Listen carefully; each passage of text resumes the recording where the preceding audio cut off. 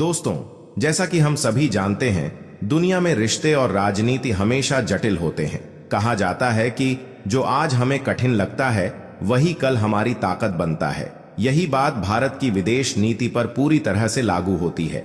हाल ही में एक ऐसा ऐतिहासिक मोड़ आया जिसने एक बार फिर से यह साबित कर दिया कि भारत की नेबरहुड फर्स्ट नीति कितनी प्रभावी और जरूरी है। भारत ने एक बार फिर साबित किया कि वह न सिर्फ अपने लोगों के लिए खड़ा है बल्कि अपने पड़ोसियों के लिए भी अपनी मदद का हाथ बढ़ाता है। एक बात याद होगी, बचपन में हमें यह सिखाया गया था कि अपने रिश्तों को बनाए रखना चाहिए, चाहे वह परिवार हो या राष्ट्र। और यही भारतीय विदेश नीति का सबसे अहम पहलू है।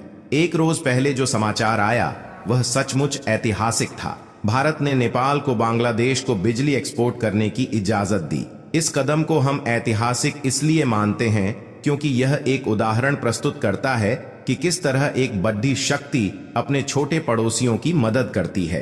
कहा जाता है, जब किसी बड़े देश की मदद से छोटे देशों को आगे बढ़ने का मौका मिलता है तो वह न केवल रिश्ते मजबूत करता है बल्कि क्षेत्रीय स्थिरता भी सुनिश्चित करता है। यह घटना इसलिए भी महत्वपूर्ण है क्योंकि पहले कभी ऐसा नहीं हुआ था कि नेपाल और बांग्लादेश एक साथ मिलकर भारत के सहयोग से ऊर्जा का प्रवाह शुरू करेंगे। जैसा कि दोस्ती सच्चे दिल से शुरू होती है और यही हमारी विदेश नीति का मूल सिद्धांत है। इस तरह के सहयोग से यह संकेत मिलता है कि भारत अपनी नीतियों को सिर्फ अपनी सुरक्षा तक सीमित नहीं रखता बल्कि क्षेत्रीय शांति और समृद्धि के लिए भी काम करता है। अब हम सोचते हैं, क्या भारत को हमेशा अपनी नीतियों में लचीलापन दिखाना चाहिए या कभी कभी हमें अपने राष्ट्रीय हितों को पहले रखना चाहिए? लेकिन जब रिश्तों की बात आती है तो यह हमेशा आसान नहीं होता, क्योंकि डिप्लोमेसी में लंबी अवधि का दृष्टिकोण होना चाहिए। जैसा कि दादी नानी कहती थीं, रिश्ते बनाने में समय लगता है, लेकिन एक बार जब वे मजबूत हो जाते हैं तो उनसे जुड़ी ताकत अनमोल होती है। इसलिए भारत की यह रणनीति न केवल एक कूटनीतिक जीत है बल्कि यह दिखाती है कि किसी देश की विदेश नीति में भविष्य की सोच और दूरदर्शिता कैसे काम आती है। दोस्तों, जैसा कि कहा जाता है, सच्चे दोस्त वही होते हैं जो मुश्किल वक्त में साथ देते हैं, और यही बात भारत की विदेश नीति पर भी पूरी तरह लागू होती है। भारत ने हमेशा अपने पड़ोसियों के लिए एक मजबूत और स्थिर रिश्ता बनाए रखने की कोशिश की है, चाहे नेपाल हो, बांग्लादेश हो या अन्य छोटे देश।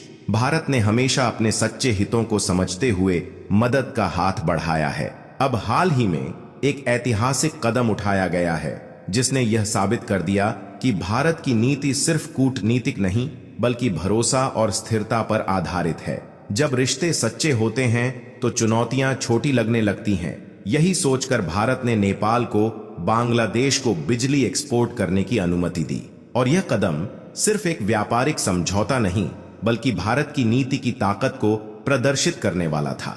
यह समझौता बहुत महत्वपूर्ण है क्योंकि पहली बार नेपाल, जो हमेशा भारत के साथ सहयोग करता रहा है, अब किसी तीसरे देश बांग्लादेश को बिजली एक्सपोर्ट कर रहा है। एक बात याद होगी, अब इस समझौते के ऐतिहासिक होने का दूसरा कारण है कि इस तरह का पावर ट्रांजैक्शन दक्षिण एशिया में पहली बार हो रहा है। यह ट्रांजैक्शन 40 मेगावाट के बराबर का था, जो आने वाले समय में और भी बड़े बदलावों का संकेत हो सकता है। यह सब उस समय शुरू हुआ था जब नेपाल के प्रधानमंत्री पुष्पा कमल दहल, जिन्हें प्रचंड के नाम से भी जाना जाता है, 2023 में भारत आए थे।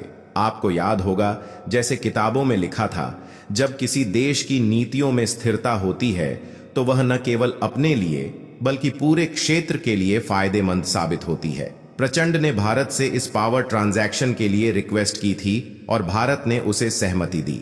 अब यह समझौता एक सशक्त उदाहरण है कि किस तरह से लंबी अवधि की विदेश नीति क्षेत्रीय विकास और कनेक्टिविटी के लिए काम करती है। यहां तक कि उस समय नेपाल में केपी शर्मा ओली, जो प्रचंड के विपरीत चीन के समर्थक माने जाते थे, सत्ता में थे, और बांग्लादेश में शेख हसीना, जो हमेशा भारत के साथ सहयोग करने में विश्वास करती हैं, का शासन था। जैसा कि कहा जाता है, समय हमेशा बदलता है और जो आज विपक्ष में होते हैं वही कल आपके सहयोगी हो सकते हैं, और यही अब नेपाल और बांग्लादेश के रिश्तों में नजर आ रहा है।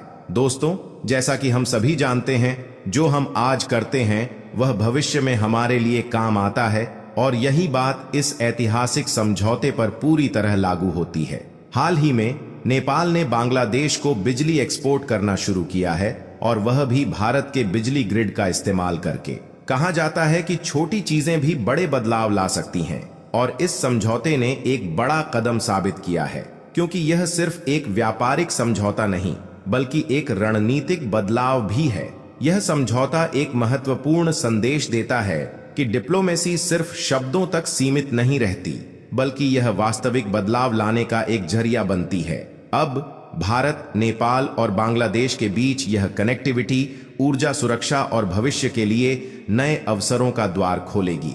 दोस्तों, कहा जाता है जब तक हिम्मत न हो कोई भी मुश्किल आसान नहीं लगती, और यह कहावत आज भारत की विदेश नीति पर पूरी तरह से लागू होती है, जिसने न केवल दक्षिण एशिया के देशों को प्रभावित किया बल्कि पूरे क्षेत्र में भारत की कूटनीतिक ताकत को और भी मजबूत किया। भारत ने एक बार फिर से यह साबित कर दिया कि उसकी विदेश नीति सिर्फ नेताओं पर निर्भर नहीं होती बल्कि यहाँ के लोगों के हितों पर आधारित होती है। चाहे जो भी राजनीतिक परिस्थिति हो, भारत हमेशा अपने लोगों के लिए खड़ा रहता है। यही कारण है कि नेपाल और बांग्लादेश जैसे देशों में आज भारत को लेकर एक सकारात्मक छवि बन चुकी है। यह उस स्थिर और दूरदर्शी नीति का परिणाम है जिसे भारत हमेशा अपनाता आया है।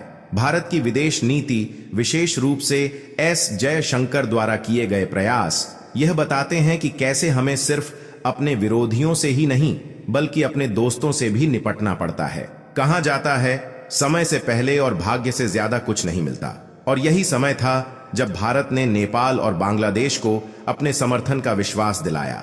यह एक मजबूत संदेश था उन नेताओं के लिए जो हमेशा भारत को बदनाम करने की कोशिश करते रहते हैं। तो दोस्तों, यह समझौता न केवल एक तकनीकी कदम है बल्कि यह भारत की विदेश नीति का भी एक मजबूत उदाहरण प्रस्तुत करता है। जब किसी देश के लोगों की भलाई के लिए कदम उठाए जाते हैं तो उसका प्रभाव हमेशा दूर दूर तक जाता है, और यही हम आज देख रहे हैं कि भारत ने न केवल अपनी विदेश नीति को मजबूत किया है बल्कि अपने पड़ोसियों के लिए एक स्थिर समृद्ध भविष्य की ओर कदम बढ़ाया है।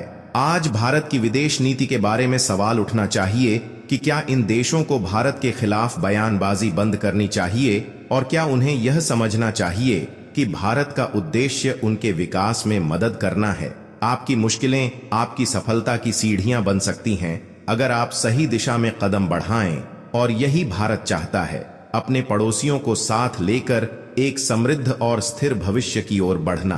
दोस्तों, ऐसे में आपको क्या लगता है?